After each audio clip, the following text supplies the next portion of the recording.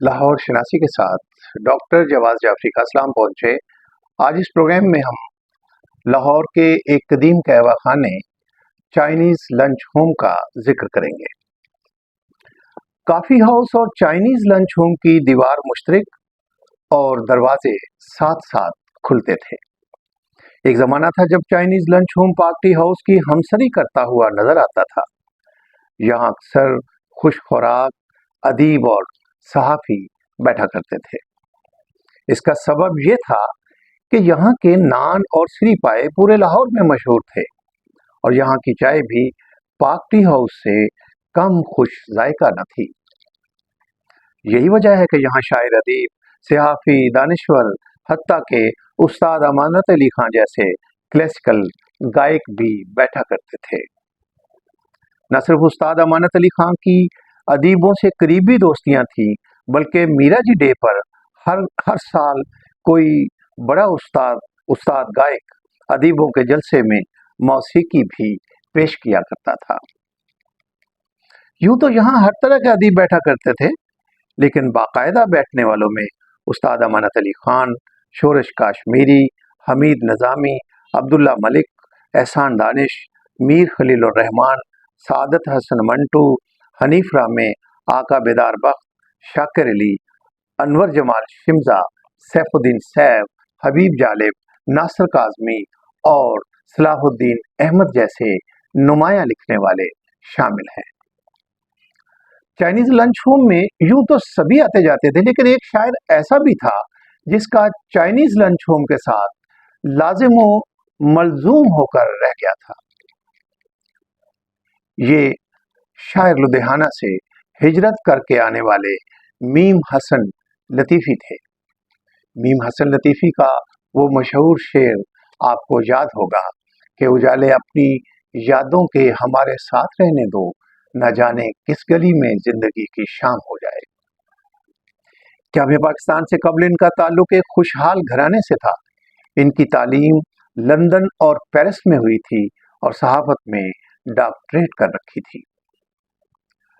अंग्रेजी और फ्रांसीसी न सिर्फ रवानी से बोलते थे, बल्कि अंग्रेजी, फ्रांसीसी और जर्मन अदब पर दस्तरस भी रखते थे। मीम हसन लतीफ़ी को चाय का जबरदस्त ज़ौक था। तबीयत दरवेशी की तरफ माइल थी और आम तौर पर खामोश रहना पसंद करते थे। अखबारात में लिखने के बाद इन्हें जो कुछ मिलता, इसमें से खाने के बाद जो कुछ बचता, इसकी रोटियां लेकर गरीबों और परिंदों में तकसीम कर दिया करते थे। क्या हमें पाकिस्तान के बाद के ज़माने तक चाइनीज़ लंच होम को ज़बरदस्त अदबी अहमियत हासिल रही। यहाँ हर वक्त अदीबों, शायरों, सहाफ़ियों, फोटोग्राफरों, मुसव्विरों, वकीलों और प्रोफेसरों का झमघटा लगा रहता। इस होटल की फिजा कुशादा, रोशन और सेहतमंद हुआ करती थी। मुबारक अहमद ने अपना हल्का अलग किया तो इन्हें इसी रेस्तुरां ने पनाह दी। इसके अलावा यहाँ गजनफर अली नदीम एक अरसे तक हल्का तसनीफ अदब के इजलास मुनक्कद करते रहे और पंजाबी अदबी परिवार की तनकीदी नशिस्तें भी इसी रेस्तुरां में हुआ करती थी। चाइनीज लंच होम से वाबस्ता एक तंजीम हल्का अदब के नाम से 80 की दिहाई में बहुत फाल रही। ये तरक्की पसंद नजरियात के रद्द अमल में बनी थी, मगर अपनी भरपूर और कामयाब अदबी नशिस्तों में हल्का अदब को चलाने वाले अहले कलम ने नजरियाती सतह पर एक वसी हम आहंगी को फरोग दिया।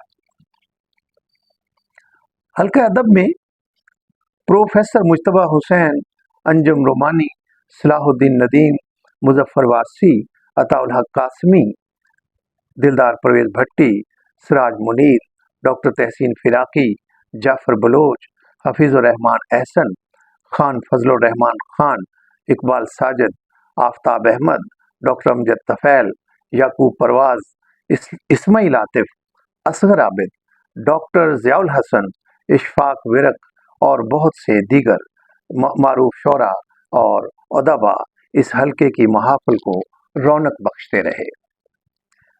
अस्सी की दहाई के आखिर में जब हम लोगों ने अदबी हलकों में आना जाना शुरू किया तो चाइनीज लंच होम अगरचे मौजूद तो था, मगर इसकी अदबी रौनकें मान पड़ चुकी थी। दरअसल इस कहवा खाने की सारी रौनकें कॉफी हाउस अपने साथ ले गया था। कॉफी हाउस पर ताला पड़ा तो चाइनीज लंच होम भी वीरान हो गया। अब यहाँ अदीबों से ज्यादा वकला, PIA और पॉपुलेशन के महकमों की यूनियंस के ओहदेदार बैठा करते थे। अदीबों और सहाफ़ियों के मर्तबे बुलंद होना शुरू हुए तो उन्होंने चाइनीज लंच होम में बैठना तर्क कर दिया। इनका अगला ठिकाना लॉर्ड्स और डीन होटल थे। जब बड़े बड़े अदीबों ने चाइनीज लंच होम से मुंह मोड़ लिया तो बकौल मीर आखिर उजाड़ देना इसका करार पाया। शुक्रिया।